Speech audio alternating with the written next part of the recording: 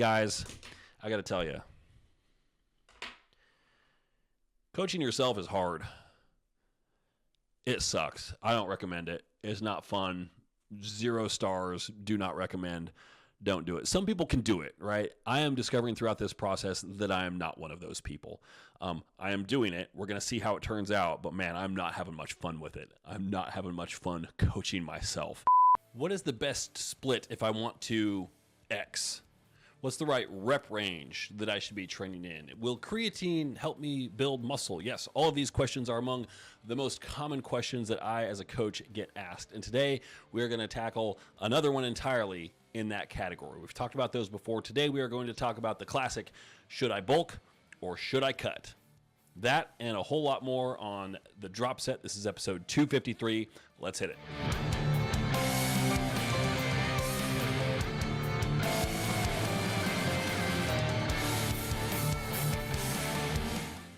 Yes, this is episode 253. Thank you for joining me, everybody. Darin Starr here, your favorite, I hope, podcast host. Maybe least favorite? I don't know. So here we go. If you are out there listening in audio-only land, thank you. Appreciate having you here. If you're watching on YouTube, hey, how you doing? For the YouTube audience, these podcast episodes are longer form, less edited, a little more casual. Going to talk about a few topics here. They've been clocking in around an hour lately. I do put chapters in there so you can skip ahead if there's something in particular that you want to see. We've got a few things to talk about today. Very quickly, for audio listeners, whatever platform you're listening on, if you could go and give it a rating and leave a comment review if you're able to, appreciate it. My iTunes reviews did get reset recently because of a technical error that I made. So it looks like for this podcast that's been around for 8 years, there's 1 star rating on it right now, and that's no good. So if you have rated it in the past, you'll be able to rate it again. And thank you very much if you do. I would appreciate that greatly. So let's dig in here. So episode 253 today is, in fact, April 19th, 2024. It's actually the 16th. I'm recording this on Tuesday for an episode that will come out on Friday. I am 3 days ahead. Holy cow, first time that's ever happened. What in the world is going on here? What planet are we living on? What we're going to talk about today, in the final segment, we're going to talk about my prep so far. As of the time this will be posted, I will be 7 weeks and 1 day out from my show. If you've been following along on YouTube, I do have a weekly vlog post that I do. I've been doing that since 20 weeks out. So there are 12 of those. There'll be 13-ish coming out. I post those on Monday. So the 8-week out update as of the time I'm recording this is only 1 day old. I just break down all the details in those. I'm just going to talk about the entire prep so far with 7 weeks left to go. Is my training volume in the right range? So we're going to talk about that. Like, how do you know, like, what should the right range be? How do you know if you're there? What are some of the signs to look for if you're training with too much or too little volume? This section is ripped almost directly from Hypertrophy University. Which direction do I go? Here. Which is a course that I have. You can go to 5-Star Digital and check that out. It will go live the 1st of June. I am actually, today is Tuesday. On Thursday, I'm going to sit down and actually record all the course materials for that. So it'll take some editing, should be ready to go live June 1st. Really excited for that. It's pretty comprehensive. Everything that you ever wanted to know about training the correct way, and you'll get a little preview of what that course looks like here.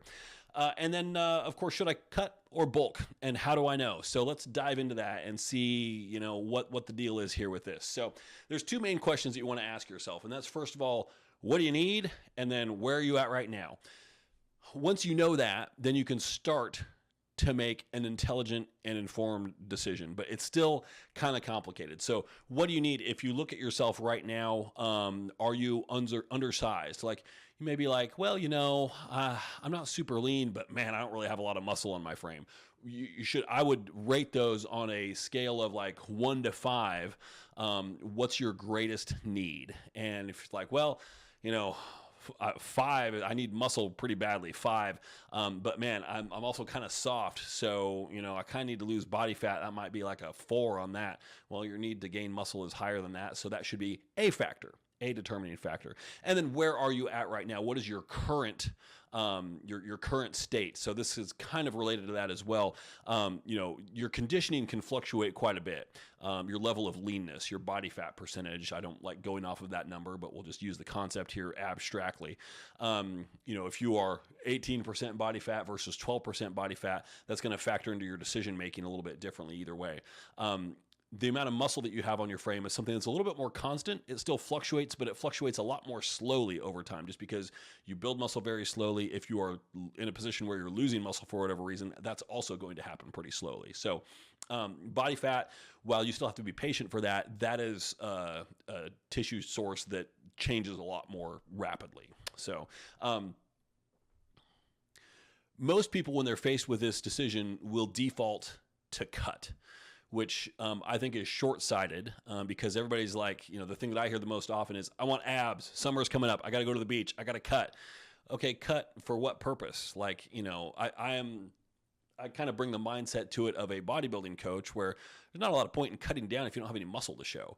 And so I think that should usually come first. And so people will want to default to this. I need to cut. And I just want to make sure that people stop and think about it. Like, hold on. Are you sure? And oftentimes, after some thinking about it, the answer is yes. But oftentimes the answer is no. Let's do a growth phase. Let's try and build a little bit. And many times we get 3 or 4 weeks into that, and then it's like, no, I need to cut. So it's a lack of commitment. So this is really something that depends on having a long-term commitment to the process. So if you just default to cut, it's kind of short-sighted, and you're just going for the most immediate need first, kind of like chasing the shiniest object. Like, this is the easiest thing to get, so let's go there first. There could be a time when that's appropriate. And also, it's usually in response to just being off plan for some amount of time. Like, I haven't really been doing much of anything. Now I'm really soft. Now I need to get to it. Should I bulk or cut? I got to cut. Right. And so the issue there, that's kind of like our cleanup mode. You can do that, however, on higher calories, and it might even work a little bit better situationally, depending on where you're at. But here's the thing, is that the decision to do this means nothing if you don't follow the plan long term. So if you don't cut and then follow that up with a growth phase, what it means, and I see this happen a lot, is you will do a cut, and then you'll get to that goal, and then you'll just stop following a plan. Then your body will regress. And you'll be like, oh God, I'm fat again. I need to cut down again. And that's all you know.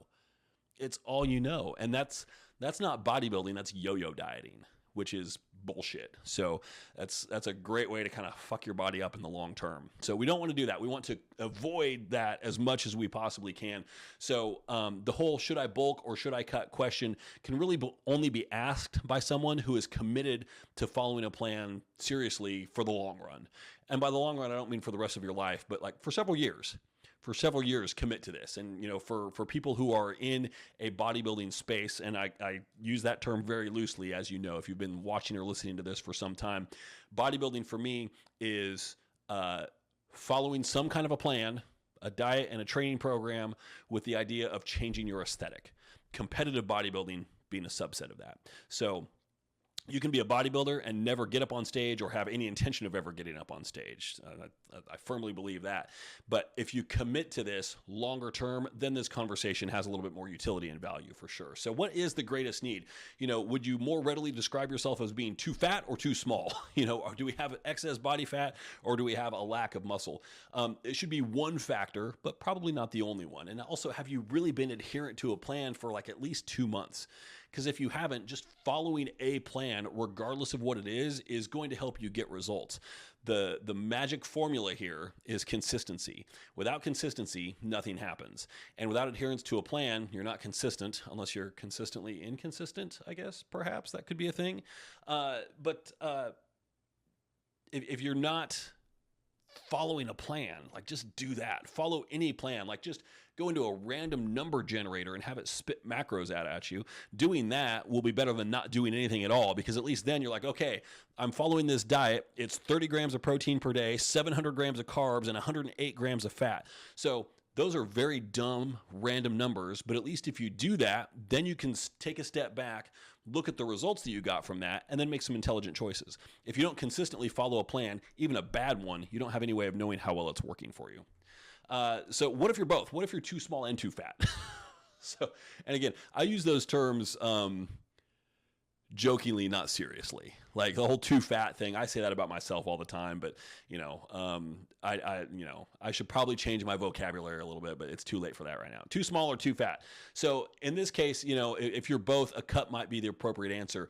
You get faster results from that way. It's more immediate gratification. And so sometimes people just need a little bit of a boost. Like, I'm out of it, I need to see some results. Now, it's not going to happen overnight, but you can see some results by diligently following a plan for 6 weeks in a deficit, versus if you're in something just north of maintenance, a very slight caloric surplus. What are you going to see in 6 weeks? Not much in terms of muscle growth. There will be some there. Will it be enough for you to actually notice? That's very questionable. So a growth phase is much more of a long-term commitment. If you're looking to make a serious change in your physique long-term, a growth phase of a year is not unreasonable. Even longer than that can be appropriate for a lot of people. But it does require that you be consistent and you grind it out. It's not one of those things where it's like, oh, it's a growth phase, it's off season, I'm just going to eat Subway every day, and I'm not going to do any cardio, and I'm going to kind of slack on my diet, I'm going to miss some training here and there. It's like, no, fuck all that. No, you follow your diet, you hit your training, you hit it aggressively, you track it, you treat it with the same mentality that you would if you were in a deficit where it's 100% every day. You bring that to your growth phase as well. That's when you see results. A lot of people who say that they don't see results in their growth phase, it's simply because they aren't consistent enough, because they kind of wear themselves out being really consistent when they're in a deficit, and then during the growth phase they just want a little bit of a break, which is fine. I get that. But the more break you give yourself, the more leeway you give yourself, the softer you're going to get, faster, and then suddenly you've kind of shot off all of your headroom, and suddenly you're at a body fat percentage where just hormonally it makes sense, like, oh, we have to cut back down right now. For guys, somewhere in that like 16 to 19% body fat range, north of that you start to run into issues. For women, it's more like 18 to 24%. North of that, you start to run into some issues where it's just going to be more optimal to try and cut down. So the flip side there is, if you are still north of those numbers, cut is the correct answer. And there isn't really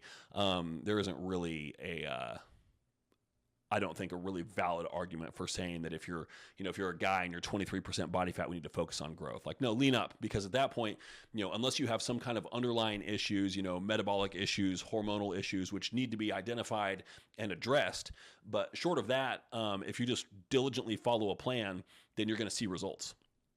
The issue there is if you're 23, 25, 30% body fat, following a plan is probably your Achilles heel. And so it needs to be a good plan as well. It needs to be one that's set up with you in mind. And that's a conversation. If you have a coach, that's a conversation that you need to have with your coach. A lot of people make the mistake of like, write me a meal plan. Okay, here you go. And they're like, oh, this sucks. Okay, all right. And they just try to follow it, and it works for some time, and then they get sick of it, and then they fall off and disappear. So it needs to be a conversation that you have with your coach. And it's one thing that I ask my clients all the time, how's this diet working for you? A lot of people, they're very forthright with it. They're like, I don't like meal 2. Cool, let's change it. And a lot of people, they just won't say anything because they're like, I don't want to be seen as complaining. I'm like, it's not complaining. Like, if I am following a meal plan and I don't like meals 2 or 3, that plan I'm going to fail on that plan. Like, everything's got to be something that I like. It's maybe not always going to be as much food as I want, but everything's got to be appealing. And you can also construct things in a way that's a little bit more satiating as well. So that is a conversation. If you have a coach, you need to have that conversation with your coach and make sure that the meal plan is fit for you. It's built for you. And by that, I don't mean like, oh, I've carefully crafted all of this for your specific body. It's like, no, what do you like? What do you fucking like to eat? Within reason. You're not going to have cake on your meal plan or donuts. Although I have written in as post-workout carbs, like, there's a particular brand of donut that somebody wanted, and we had the macros to make it work. So I did, because in doing that, it gave her the ability to feel like, oh God, this is awesome. Great. So I can be on a diet, I can drop body fat, and I can still have this donut post-workout. Like, yeah, I don't care. Whatever. And you need to have a coach that's open-minded. If you have a coach that's like, you can only eat clean, and if you don't do that, then you're going to fail. Like, that's dumb. That's like 1985 level thinking right there. We don't want that. We don't want any of that.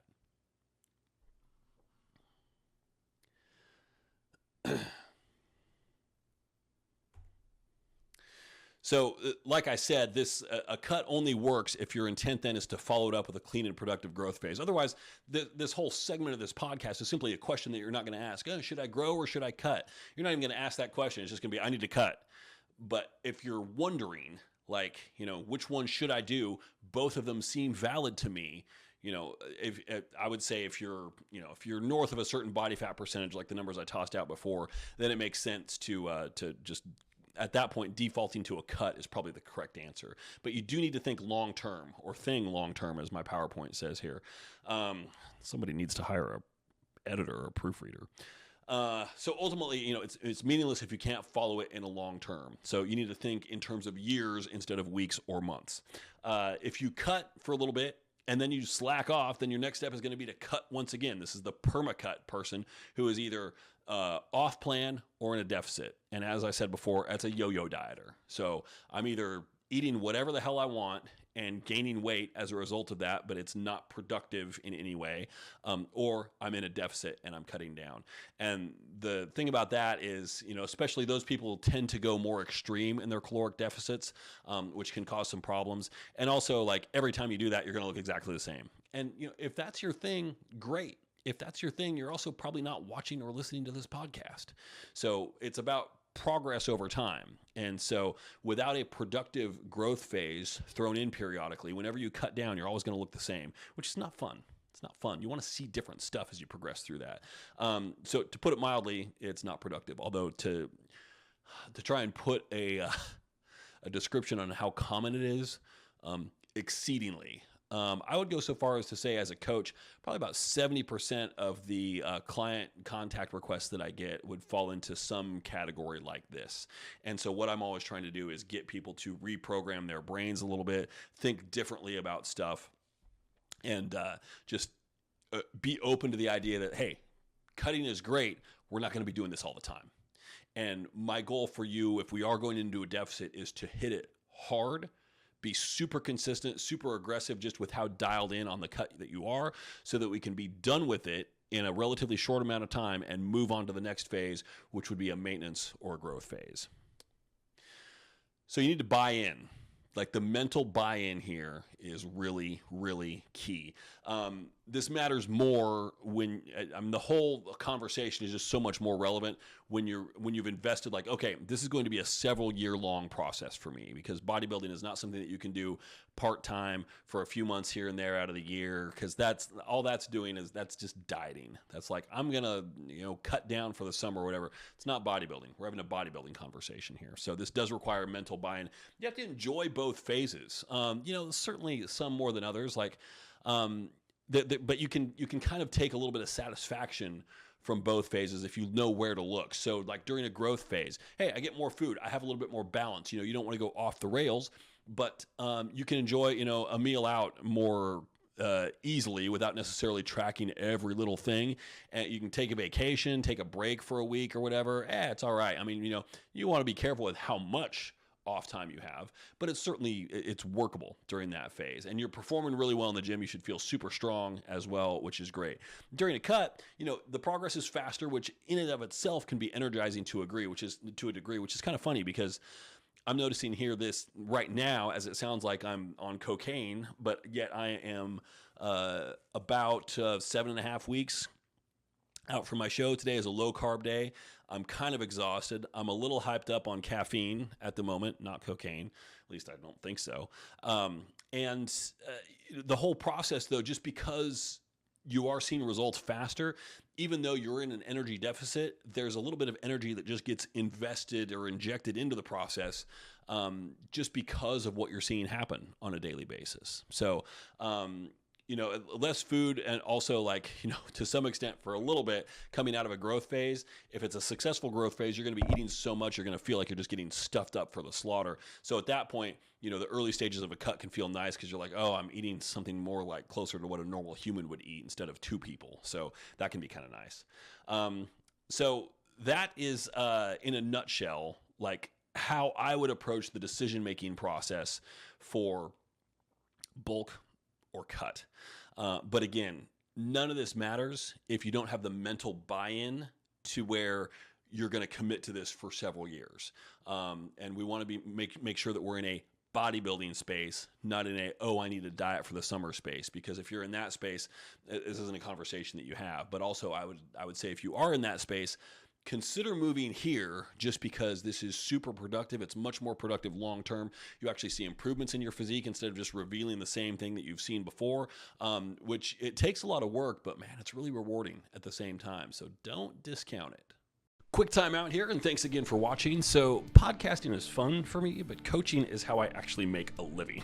Being an online coach has been my exclusive full-time gig for coming up on 15 years now. Hard to believe that.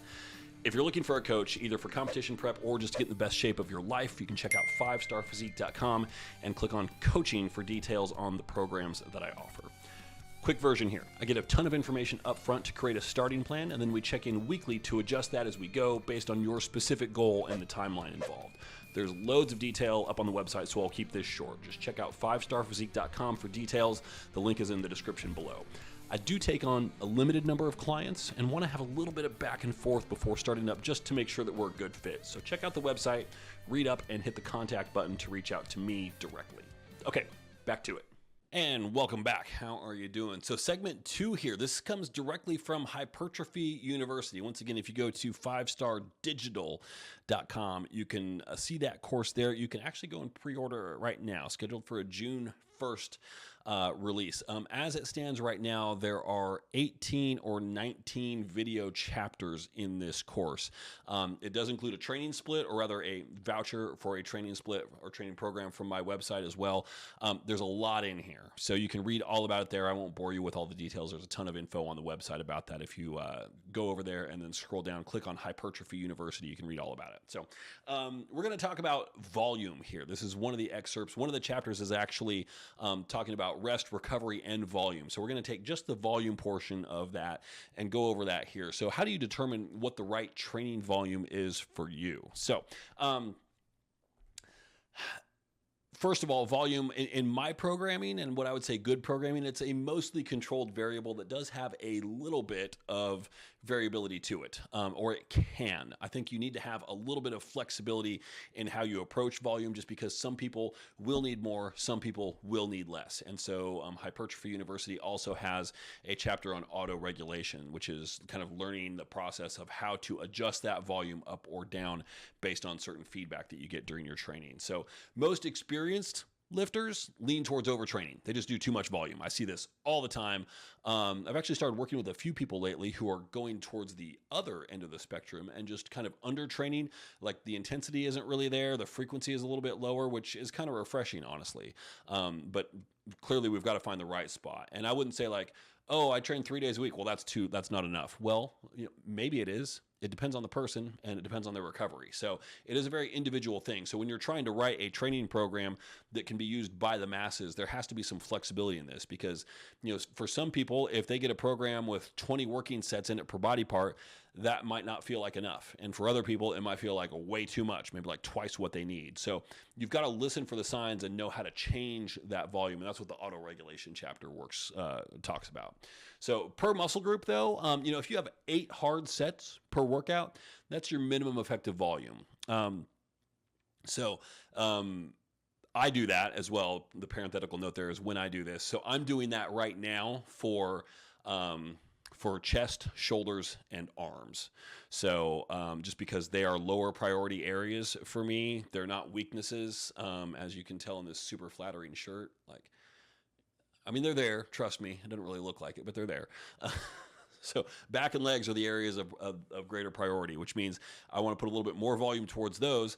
Not too much, but prioritize that, pull back on volume. So minimum effective volume to retain tissue is what we're looking for here. So now I do chest and shoulders on the same day. So I will do 9 sets per muscle group. It's still 18 sets for the day. That's a good bit of volume. I'm in there for a bit. And it's 3 exercises, 3 hard working sets per exercise. So just barely north of that minimum effective volume threshold. But, judging by the photos that I see going through prep, it's working. So I'm happy with that. And for arms, I just do 3 supersets, 3 sets apiece. So 9 sets for biceps, 9 sets for triceps. That's 18 sets coming off of a back day as well. So I do 3 back exercises. So that's a little bit of a longer day, but supersetting those together helps me be a little bit more efficient with it. They're antagonist muscle groups as well, so you can do that.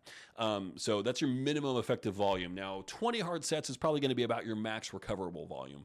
These are generalities, but for most people, I would say if you're doing 20 hard sets, now think about that. That's 4 hard working sets, 5 exercises. That's a lot. This is not counting warm-up sets or anything like that. And one of the things in Hypertrophy University that I really dig in is the concept of hidden warm-up sets.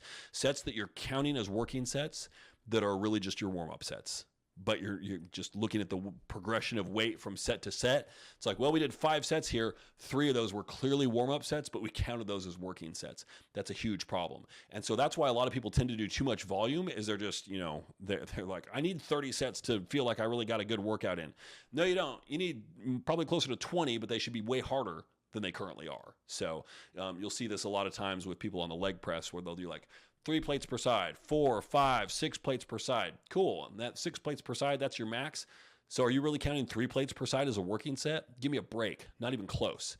I see it all the time with people in the gym. Super, super common. So 20 sets, good, hard working sets is about your max recoverable volume. Again, there's individual variability there, but if you think that you can train for 30, 35, 40 sets and they're all hard and you can recover from that, you're incorrect. You're incorrect. And so we're going to talk about recovery here momentarily as well. Sweet spot is probably in that 12 to 16 range. If you want to actually see some growth and some progression in a muscle group, 12 to 16 per. So what that tells me is that just based on workout construction, etc., if you've got a muscle group that needs to be a priority, it should not be paired with something else. So like for me, back is a priority. Well, I do have my back paired with my arm day, but that's my second back day.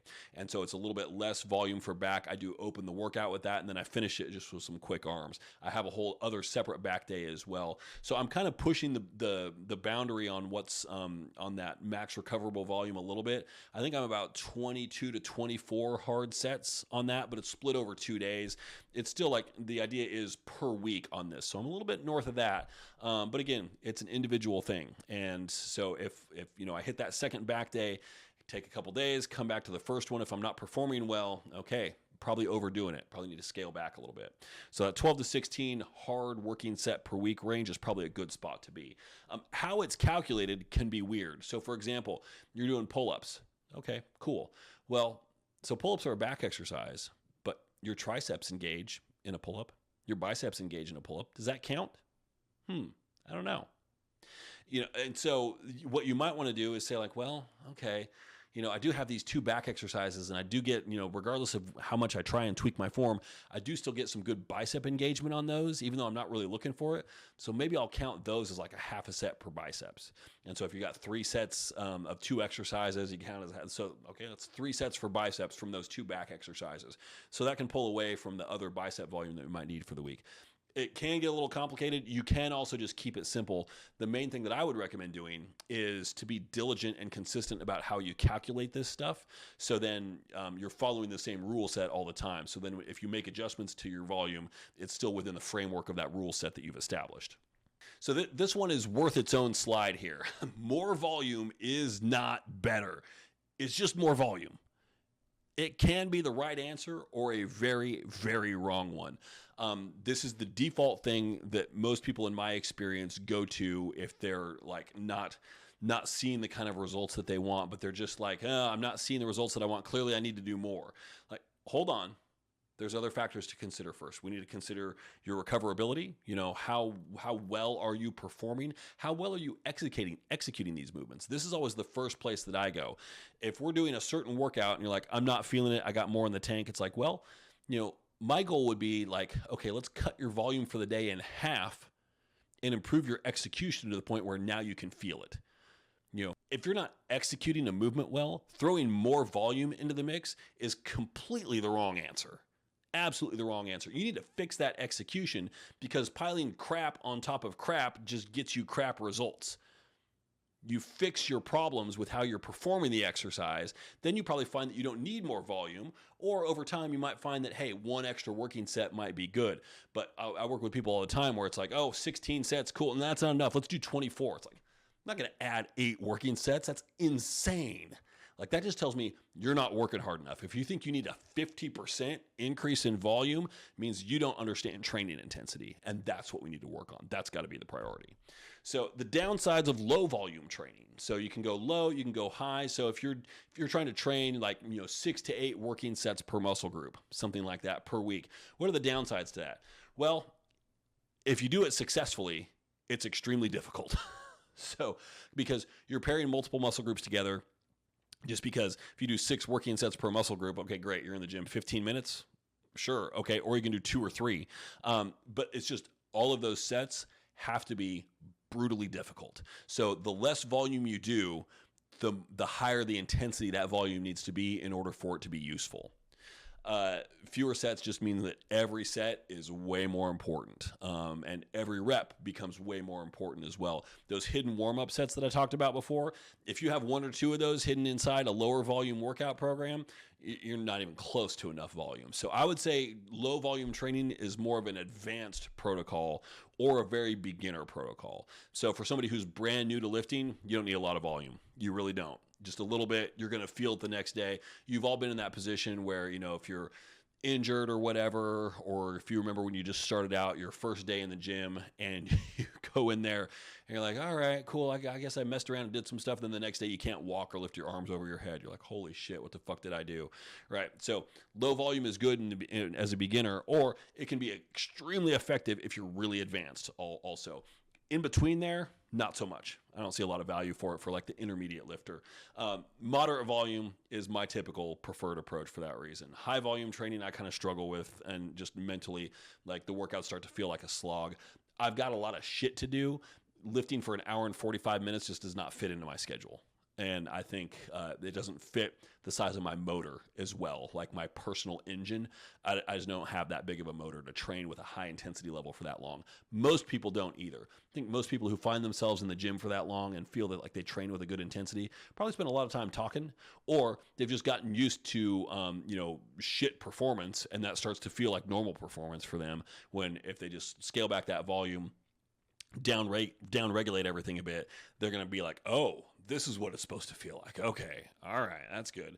So the downsides of high volume training, performance reduces over time. That's the biggest thing here, is it can feel good for a week or two, and then eventually things start to tank. Your recovery gets severely impacted. You have a lot of junk volume, which we'll talk more about in a minute, which is just, stimulus that has no utility to it at all. And it leads to overtraining. And then when you're overtrained, that's the whole like, oh God, I don't want to go to the gym today. Or maybe you're just that person who's always programmed to go, and you always go and you convince yourself that you enjoy it, but there's just no progress being made at all. I've worked with a lot of people like that over the years. So, and then, as I said here in the slide, it can lead to prolonged bouts of suck, and it requires longer breaks to recover from those. So you might find that, by virtue of overtraining, now you need 2 or 3 weeks off to recover from that, versus if you just train with a more moderate volume, you can sustain that for the entire year and not have to take breaks, and you end up making more progress as a result. Your training's more effective on a day-to-day basis too. You're more recovered. Everything feels better utilization of food, lower oxidative stress in the body overall. Everything's a win. Everything's a win. Junk volume, mentioned briefly before. So sometimes you're going to get to a point where you just hit total contractile failure of a muscle before the end of the workout. What do you do when that happens? You're done. You are done with the workout. Hit the showers. Go home.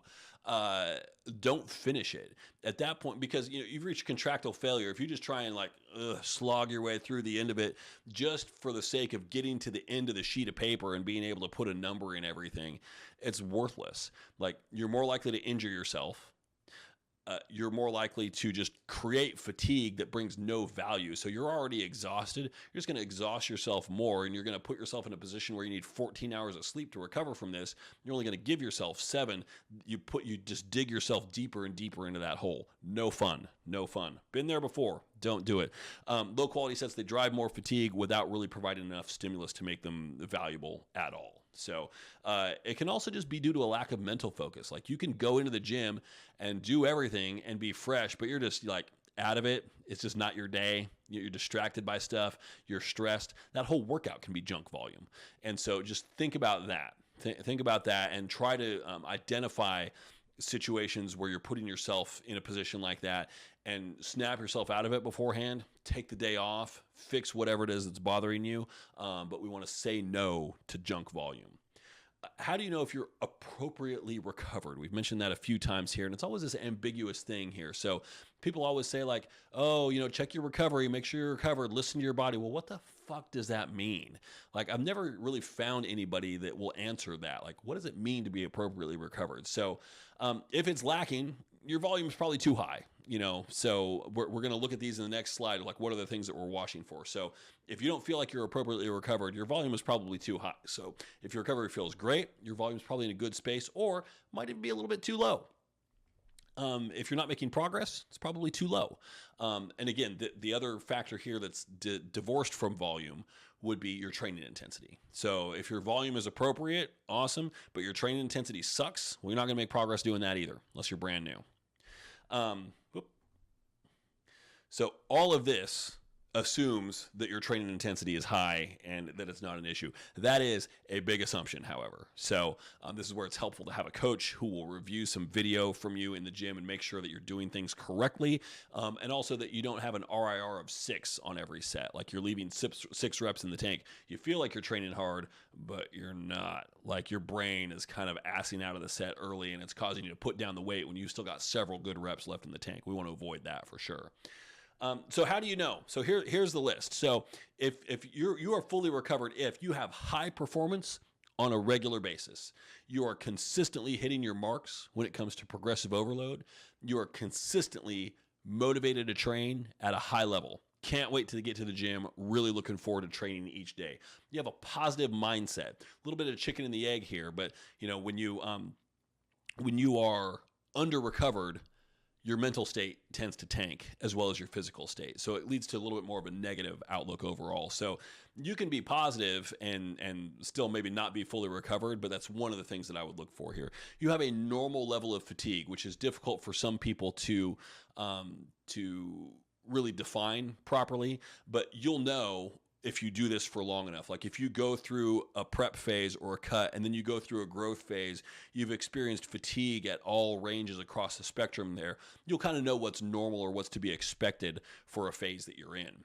So it could be like, oh, I'm so tired. Well, yeah, you're in prep and you're 4 weeks out. You're fucking supposed to be tired, all right? That's not necessarily a sign that your training volume is off. So again, you don't want to look at any one of these, but just look at the whole big picture as an entirety. You have a manageable level of soreness. Notice that we're not going to talk about soreness too much here because I don't think it's the greatest indicator, simply because if a muscle group is sore, chances are the next workout that you hit is not going to impact that same muscle group if you have a well-designed split. So but it should be manageable. If you have like crippling soreness, it's like, maybe too much volume here. That could be part of it. And also the big thing here is that you're seeing results and progress. And that's I think probably the biggest indicator in a vacuum where we can look and see if you're appropriately recovered. Again, assuming your training intensity is on point, we point over here, and where it needs to be. So if you're seeing results in progress, you're good. At that point, you may be able to consider a slight increase in volume. I would not do any more of an increase than 1 good hard working set per week. Again, if you're doing 12 working sets per muscle group, bumping up to 13 on a percentage is good. Don't add another exercise and put 4 more working sets in there, 3 or 4. Like, that's too much at once. In terms of progressive overload, if you add a working set, it's 10 sets of 100 reps, you're adding 1,000 pounds onto that workout. That's great. Take it. Don't feel like you've got to take to swallow the apple whole. You can take bites of it. That's the big take-home point here. So when it comes to volume, the main thing that I want to drive home is that more volume is not better. You reach a point where it's just useless. It's junk volume, and also like your execution needs to be on point as well, which means you need to have a good proper understanding of what the exercise is requiring of you. It helps to have a reasonable understanding of body mechanics. I'm doing this tricep exercise. Well, a tricep exercise is elbow extension. How many other muscle groups and joints am I involving into this exercise because of my form, my postural setup, etc. So a lot of things to think about there. Don't just default to going high volume.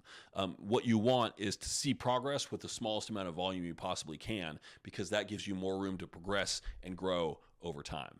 Hey everybody, I hope you're enjoying this episode. Just wanted to take a quick time out to tell you about a promotion I have going on now for my workout programs at 5starphysique.com. I have around 50 programs available as of right now. These are comprehensive workout splits for all people, goals, and phases. You can search by volume, general difficulty level, even the number of supersets involved, so you don't end up with something that you can't properly execute because your gym is just too damn busy when you go to train.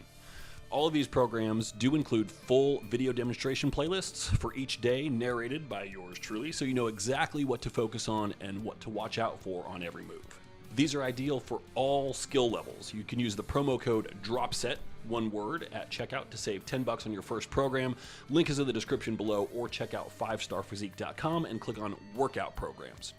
Okay, let's get back to it. And welcome back, everybody. Here we are, segment 3, the penultimate segment. Isn't penultimate like next to last? Would this be the ultimate segment then? I don't know. I think segment 3 going forward is probably going to be something a little bit more lighthearted, like, listener questions, or, like this. I don't know if this prep is lighthearted when we start talking about it. I'll try to avoid breaking down into tears as we go through it. So it's not that bad. It's not that bad. Reminder, I totally forgot to, I totally spaced this. Follow at the Drop Set Podcast on Instagram. Brand new. You can be one of my first 25 followers probably at this point. So I am posting all podcast related stuff on social media there, not on the at Darin_star Instagram, which will be more about just me specifically. I will, share all the podcast stuff there, but all the actual posts will be originating from there. In fact, let's do this right now. Why don't we pull up yonder Instagram? Going to do a little behind the scenes here. So, pulling up the Drop Set Podcast, and I'm going to say we're going to add a post. I said we're going to add a post. No, I just want to, like I've never done this before. I guess I need to make it look like I'm actually recording something here. Hold on. We can kind of see the camera set up there. Yeah, okay. Hi, everybody. All right, if you're on YouTube, you saw all that. So I'll post that when we're done here. I'll say shot live while recording, episode 253.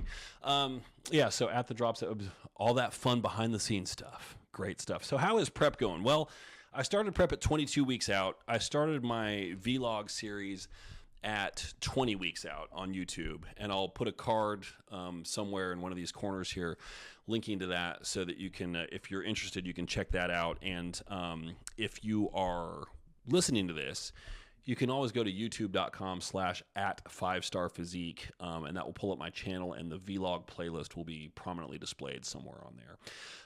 So all of those are up there. It's been an interesting process trying to, just from a video production standpoint, to get that turned around in short order on a weekly basis. Like, what I try to do is record, edit, and post it all in the same day, because it is kind of time sensitive, which is not really how the whole YouTube workflow usually works.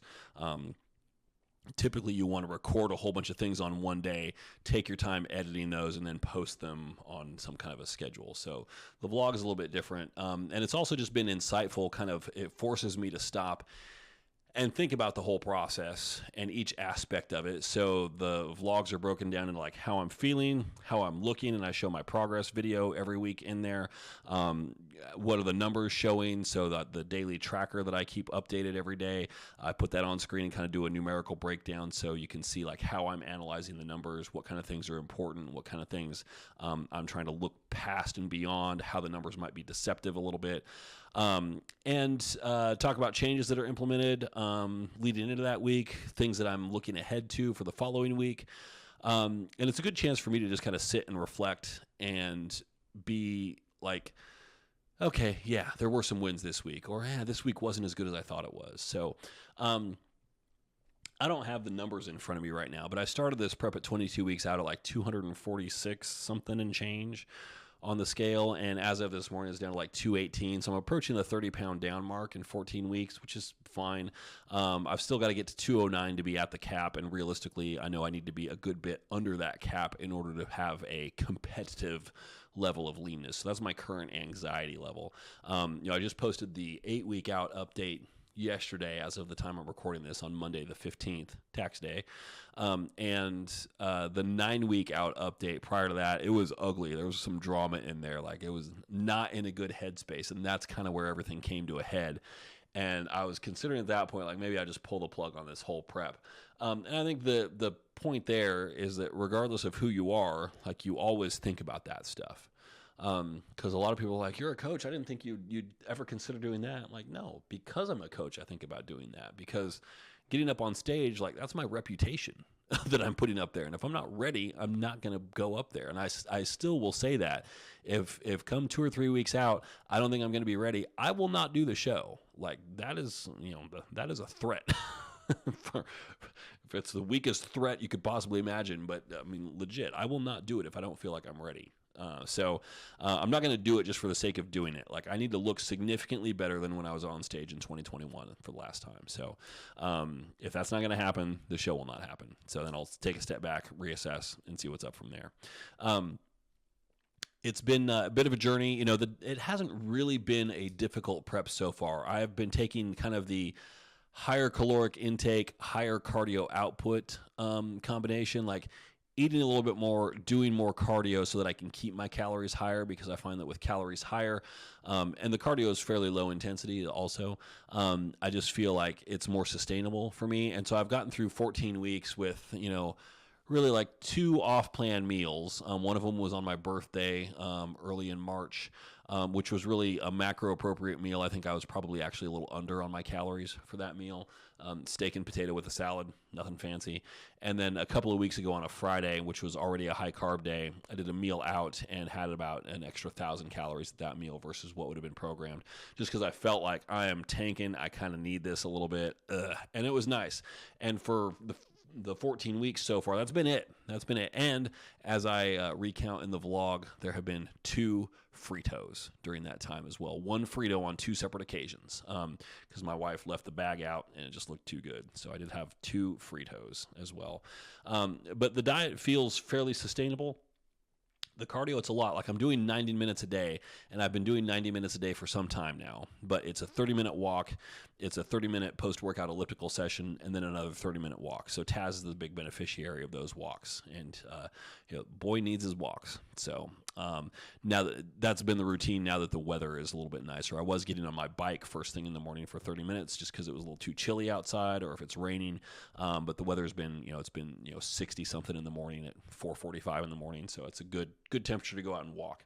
So just take the flashlight out and watch out for skunks. We did see one in the yard a couple days back, which terrified me. Took me back to when he got skunked in the face a few years back. It was not pretty. It was not a lot of things. It was definitely not pretty. So cardio is fairly high, but again, and today, today's a rest day. Tuesday, as I'm recording this, is a rest day. So I figured today was a good opportunity to trial going from 30 minutes of post-workout cardio, or just, 30 minutes of me going to the gym cardio, because there was no workout today, and increasing that to 40 minutes. So I did that. I will probably do 40 minutes going forward. My calories took a good-sized hit on Saturday as well. So now it's like, okay, now we're feeling it. Like, right now, as I record this, I'm fucking starving. Just because it's what time is it here? Can't read that. 1:41. I've still got another 30 minutes before I can eat. So, yeah, it's a low carb day, 134 grams of carbs, which for me that qualifies as, poverty macros for sure. So I've got a couple of those low days per week, a couple of more moderate days, and then 1 high day, which is not as high as it has been. That took a big hit as well. So all the numbers and all the details in that are in the 8-week out vlog post. I threw them all up on screen. The one thing that I can say has been going really well is that training, there have been a couple of off days here and there, but generally speaking, it's been super, super, super productive. Like, performance has not tanked. I'm continuing to hit progressive overload marks, and the training has been incredibly consistent as well. So I started a program in January, and have not really changed that program too much other than retiring a couple of exercises that were becoming stagnant and bringing in some new ones. So I've been on more or less the same split for a while, but one of the leg days, like every exercise in there has changed. There's 4 exercises. Well, one of them is not. Machine adduction is still in there, and it has been from week 1, and it will continue to be in there, even though I've maxed out the machine on that for 15 good, slow, controlled reps for 3 sets. But the other 3 exercises have changed. One of them was a leg extension, and it went from one leg extension machine to a different one, just because the first one that I started with, I got to a point on the weight where it's like, this is starting to hurt my knee a little bit. I switched from a hack squat to a hammer strength V squat. Same thing. It's like, because I also have this abdominal hernia here. And I need to be careful about how much weight I load on compound exercises like that. And the hack squat had gotten heavy enough to the point where it's like, I don't feel like I can really effectively brace my core the way that I need to in order to feel stable about this. So I retired that movement and went over to a V squat, been progressing there.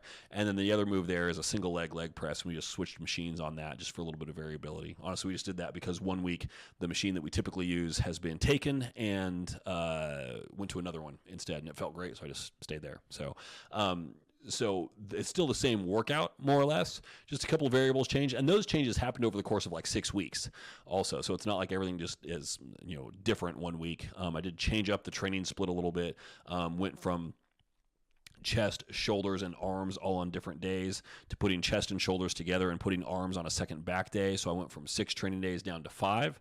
Again, the previous conversation about volume, but also about training days. And I felt like, first of all, I need the extra day off, and I will benefit from having the extra low day as well, just to help drive fat loss and be in a sharper deficit for that day. So a few decisions made there. And guys, I got to tell you, coaching yourself is hard. It sucks. I don't recommend it. It's not fun. 0 stars. Do not recommend. Don't do it. Some people can do it, right? I am discovering throughout this process that I am not one of those people. I am doing it. We're going to see how it turns out, but man, I'm not having much fun with it. I'm not having much fun coaching myself. I would rather let somebody else deal with all the neuroticism inside here and let me just go about and prance through the fields and not have to worry about it, and let somebody else on the other side of the phone or the other side of the computer be like, holy crap, that guy's a nutcase. What are we going to do about him? But now I am my own problem, and that's not fun because I'm a pain in the ass of a client. I think I can be, actually. But the thing is, they're all conversations that just happen in my head right now. So, in December when Chrissy passed away, my coach, it was very much a question like, man, am I going to do this? And for a while, I'm like, no, I don't think so. I don't want to find a new coach. I still have people right now telling me, you can still find a coach. I'm like, I'm not going to do that. I'm not going to bring somebody else in at 7 weeks out. I've done the first 14, 15 weeks of this myself. I'm going to see it through to the end myself and just see how it works. And if I look like shit, I won't get up on stage, and then I'll know, okay, that didn't work. Let's try something else. But I decided ultimately, I'm like, yeah, you know what? Chrissy and I spent several months working in the off season, it was about 6 to 8 months, I think, just focusing on growth and focusing on improvements. And I just got to the point where I'm like, I want to see it through, just to, kind of pay respect to that work that was done. So I think that's the fair thing to do. And so right now, that's what I intend to do. I have said and will repeat, I will pull myself out of the show. I'm not going to do it just for the sake of doing it. Just to get to the finish line and say, I did it. I look like shit on stage, but I did it. I'm not doing that. What I can tell you, though, is right now, as of recording this, April 16th, mark the tape. Let's come back to this and play this back to me in 5 weeks and tell me how stupid I was. I feel way more confident right now than I did last week. Significantly more confident than last week. And part of it was last Friday, so it was the 8th, I guess, would have been the Monday when I posted that 9-week out prep log where it's like, somebody call a therapist. It was pretty harsh. But as the week progressed, I kind of got out of my own head a little bit. I was still really tired and kind of worn down. And so Friday rolled around. It was a leg day. I was talking to Sam at the gym. I'm like, man, I think I'm just going to take in some extra carbs today. I'm not going to do anything nuts or anything like that, but I'm just tired. I'm zonked. I need a nap, but I don't have time for one. I think I'm just going to take in some extra carbs. And so I did. I took in about 40 or 50 extra grams of carbs. You know, the day was already programmed to be 360. I think I ended up at 405. So it's not like it was a crazy overage or something like that. But I've been kind of flat all week, and those numbers, I did revise them all downwards like the next day after that high day. But I had that high day at 405, and I walked into the gym the next day. I was feeling pretty good, and it was back and arms, and just going through the workout, like feeling like a really good pump, really good engagement. Everything felt like it was just really dialed in, and just walking around a little bit, and I passed by the mirror, and I'm like, what the fuck is that? Like, it was the first moment like that I've had during prep. Like, that doesn't look like me right now. It's like you're flat for the whole week. You have a high day. You go a little over, and suddenly that fullness is there. And it was still kind of flat, but it's like everything had so much more of a 3D quality to it. I was like, whoa, okay. Like, imagine another 8 weeks of that. I'm like, I could see putting that on stage. Sure. Like, I'd be happy to put that on stage. I'd like to put it on stage with, an extra 3 inches on each leg, but whatever. But it's like, oh, okay, now I can kind of see it. I can kind of see where it's going. Just that one day. So that's where I kind of like recommitted. I'm like, all right, cool. So that day it's like, let's drop these macros down a little bit. Let's just embrace the suck. We've been doing good for so far. And if it starts to suck at 8 weeks out, it's the last third of prep. Who cares? We can do that. We can eat rocks and broken glass for 8 weeks if we have to. I'd rather not, but we can do it. So that's kind of where I'm at right now. By the time this episode goes live, I'll be at 7 weeks out. The show is June 8th. You can follow me on Instagram at Darin_star. I will try to be posting more there, just to try and catalog it a little bit. I do a terrible job of that. I post a lot of reels about this stuff and like reels from my prep vlogs, but just posting like typical stuff, I'm much crappier about that. I don't necessarily, I know this seems weird for a guy who's now spending a lot of time sitting in front of a camera. I don't like throwing myself out there all that much. Not in the bodybuilding sense. I don't feel comfortable showing myself off. And I would like to be a little bit more comfortable with that, because the thing is, I fucking bust my ass. And I should be entitled to. And if some people think like, oh, you're a narcissist, you're really full of yourself. Well, fuck you, okay? Maybe I am, but that's not your problem. So you can just ignore it if you don't like it. Eat a bag of dicks, as they say. And by they, I mean me. That's my favorite thing to say. So that's it. That's all I got. So thank you all for joining me here. This has been episode 253. It's been a fun ride. At the Drop Set Podcast on Instagram. Give it a follow. 5-Star Digital. Check out Hypertrophy University. Where should I go? Here we go. Hypertrophy University for all of your muscle learning needs. Also is Bikini Blueprint. Should be available around the same time. Also coming soon, Men's Physique Blueprint. So a lot of these courses are coming up. It's a lot of work. I cannot even begin to tell you how freaking busy I am on a daily basis. But as I said last week, when your appetite and your cravings start to kick in, keep yourself busy, because you can keep yourself sane that way. All right, y'all. Peace out. Catch you next week. Okay, that wraps up another episode, and thank you all so much for watching. If you like this episode, please share it on social media and tag me on Instagram. I am at Darin_star. Also, please subscribe to the channel here if you haven't already, and feel free to check out any of those other videos that you see here as well. 5starphysique.com has details on everything that I have to offer, including contest prep coaching, body transformation coaching, workout programs, swag, and a whole lot more. Thanks again for listening, and I will catch y'all back here next week.